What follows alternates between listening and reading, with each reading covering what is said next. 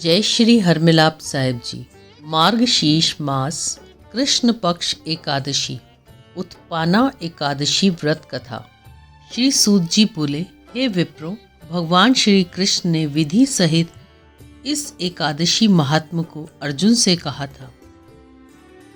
प्रभु में जिनकी श्रद्धा है वे ही इस व्रत को प्रेम पूर्वक सुनते हैं और इस लोक में अनेक सुखों को भोग कर अंत में वैकुंठ को प्राप्त करते हैं।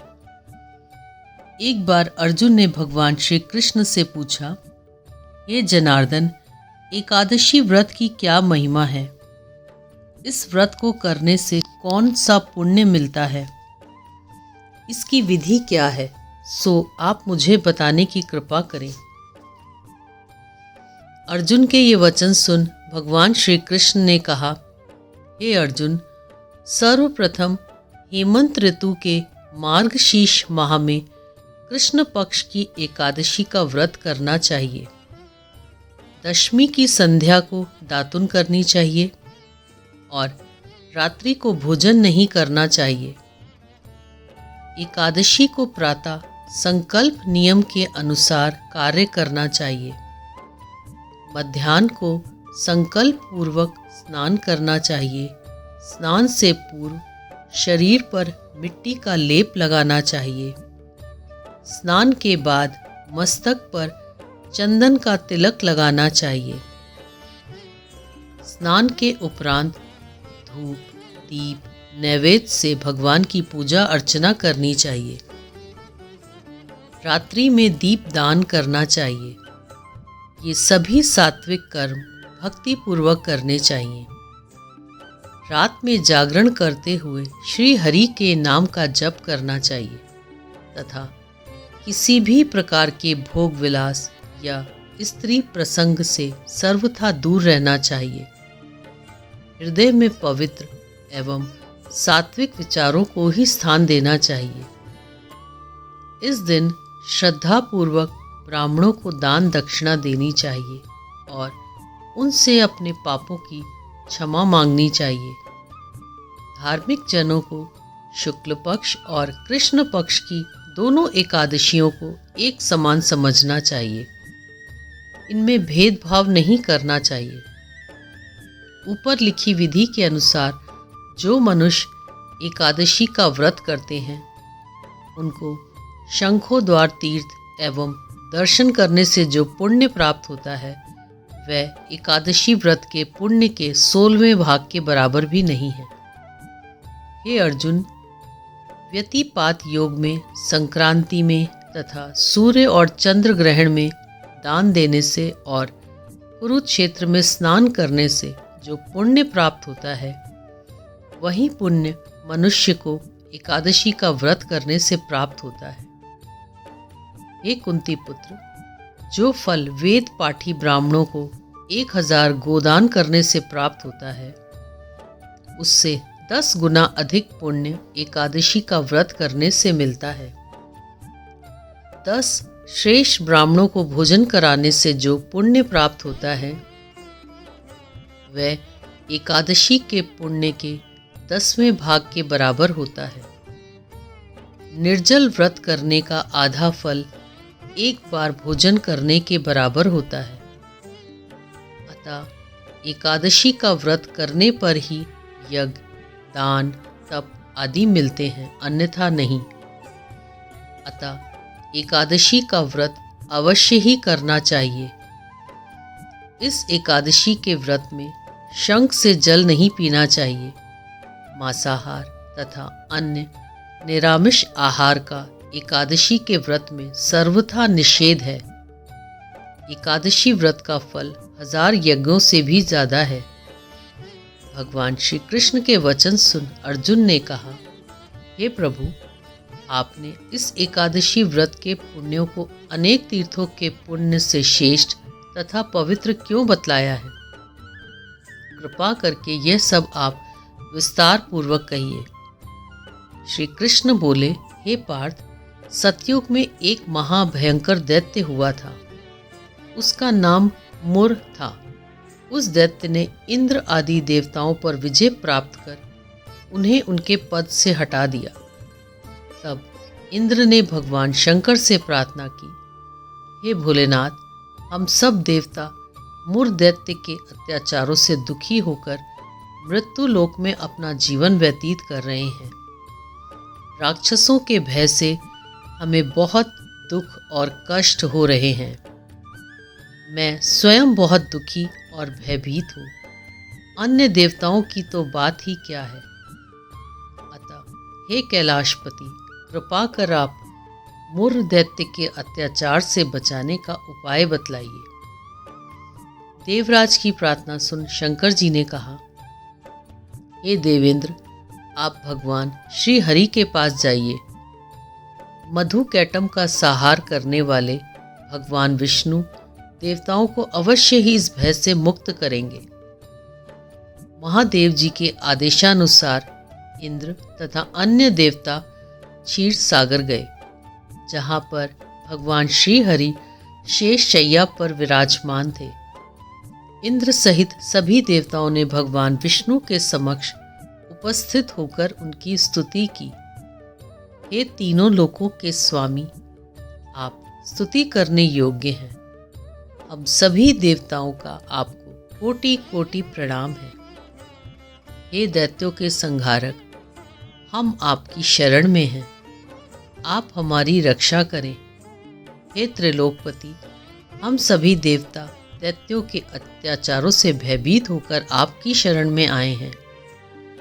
इस समय दैत्यों ने हमें स्वर्ग से निकाल दिया है और हम सभी देवता बड़ी ही दयनीय स्थिति में मृत्यु लोक में विचरण कर रहे हैं। अब आप ही हमारे रक्षक हैं, रक्षा कीजिए। हे कैलाशपति, हे जगन्नाथ, हमारी रक्षा करें। देवताओं की करुण पुकार सुनकर भगवान श्री हरि बोले, हे देवगणों, वह कौन सा दैत्य है जिसने देवताओं को जीत लिया है? आप सभी देवगण किसके भय से पृथ्वी लोक में भटक रहे हैं? क्या वह दैत्य इतना बलवान है जिसने इंद्र सहित सभी देवताओं को जीत लिया है? तुम निर्भय होकर मुझे सब हाल बताओ। भगवान विष्णु के इन स्नेहमयी वचनों को सुनकर देवेंद्र ने कहा, हे प्रभु, प्राचीन काल में ब्रह्म वंश में उत्पन्न हुआ नाड़ी जंगम नाम का एक असुर था, जिसका मुर नामक एक पुत्र है, जो चंद्रवती नामक नगरी में निवास करता है, जिसने अपने बल से मृत्यु लोक और देवलोक को जीत लिया है और सब देवताओं को देवलोक से निकालकर अपने दैत्य कुल के असुरों को इंद्र, अग्नि, यम, वरुण, चंद्रमा आदि लोकपाल बना दिया है। वह स्वयं सूर्य बनकर पृथ्वी को तपाता है और स्वयं मेघ बनकर जल की वर्षा करता है। अतः आप इस बलशाली भयानक असुर का संहार करके देवताओं की रक्षा करें। देवेंद्र के मुख से ऐसे वचन सुन भगवान विष्णु बोले, हे देवताओं, मैं आपके शत्रु का शीघ्र ही संहार करूंगा। आप सब इसी समय मेरे साथ चंद्रवती नगरी चलिए।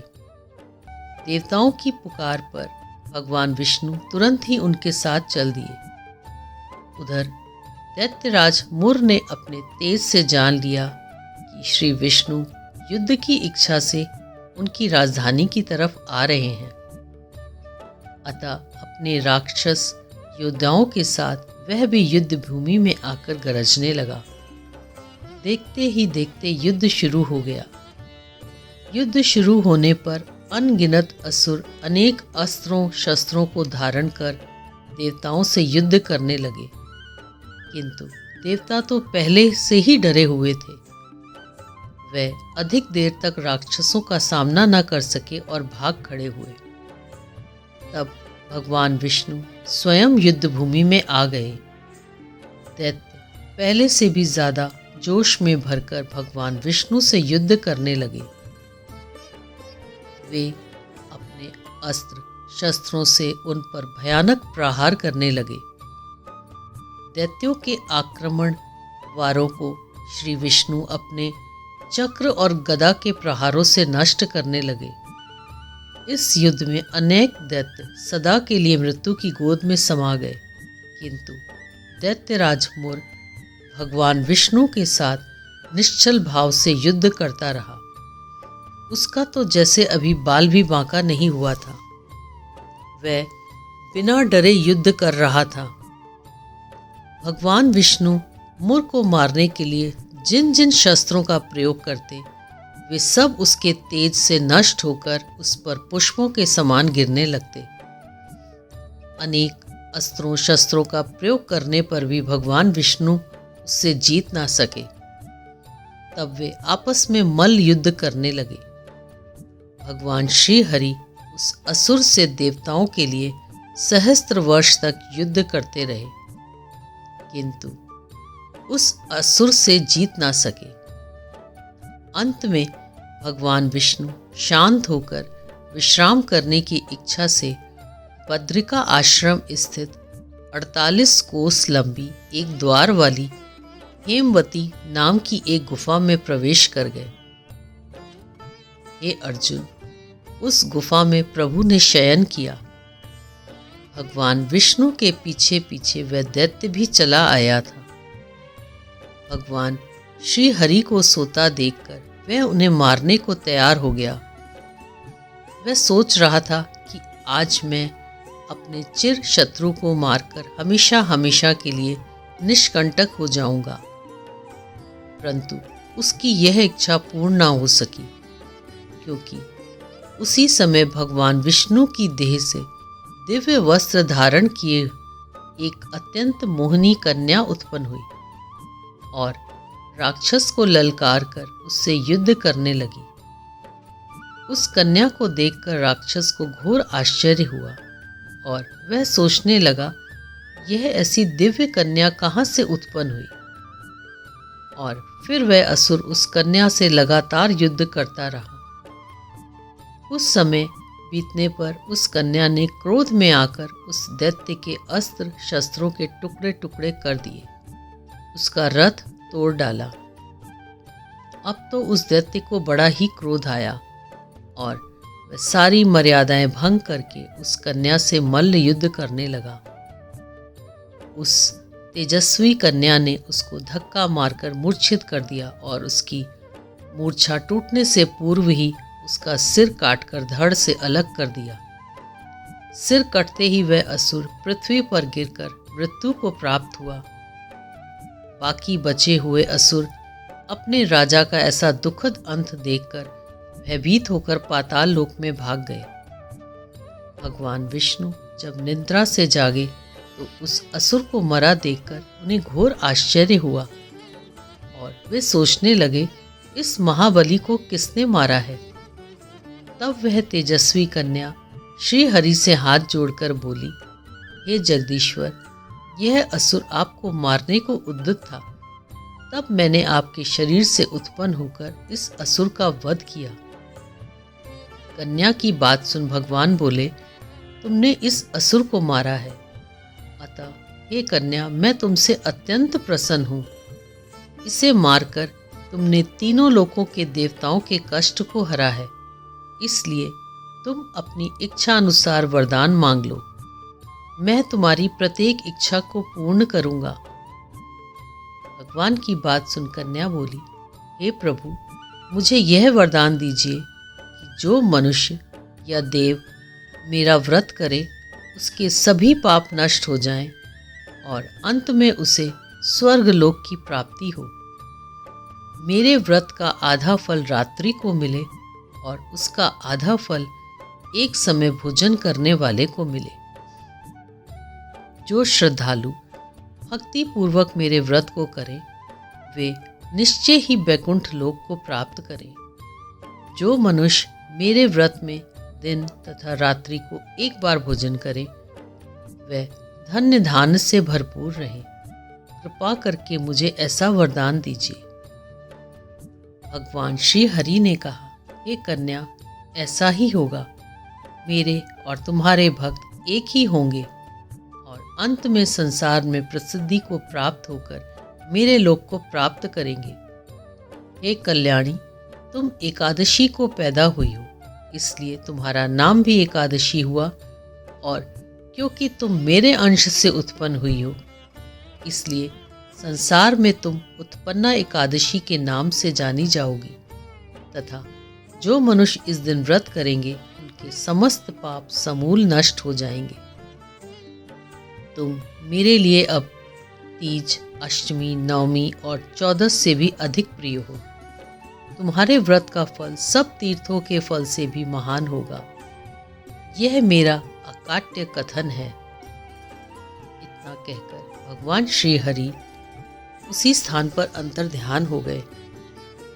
श्री कृष्ण ने कहा, हे पांडुपुत्र, एकादशी के व्रत का फल सभी व्रतों व सभी तीर्थों के फल से महान है।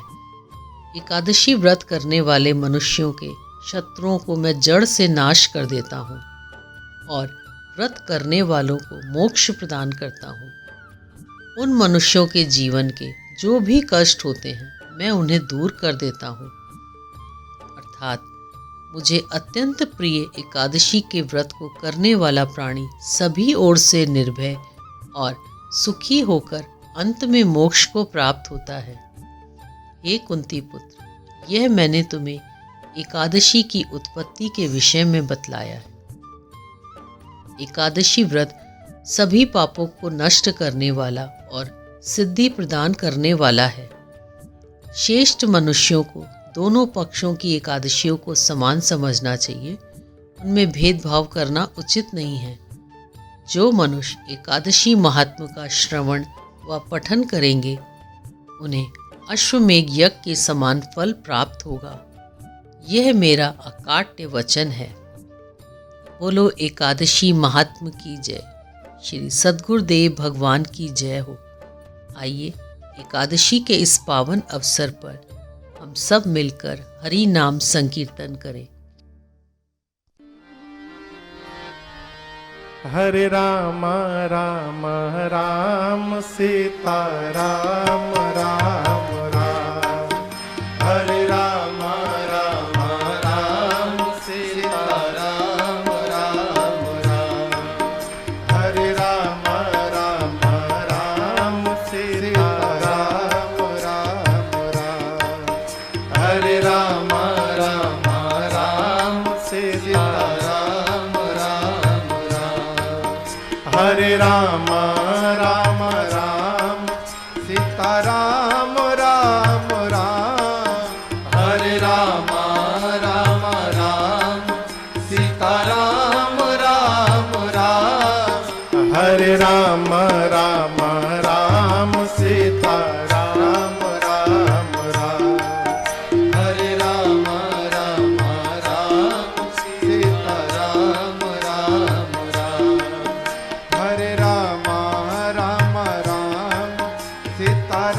राम राम। हरे राम राम राम सीता राम राम राम।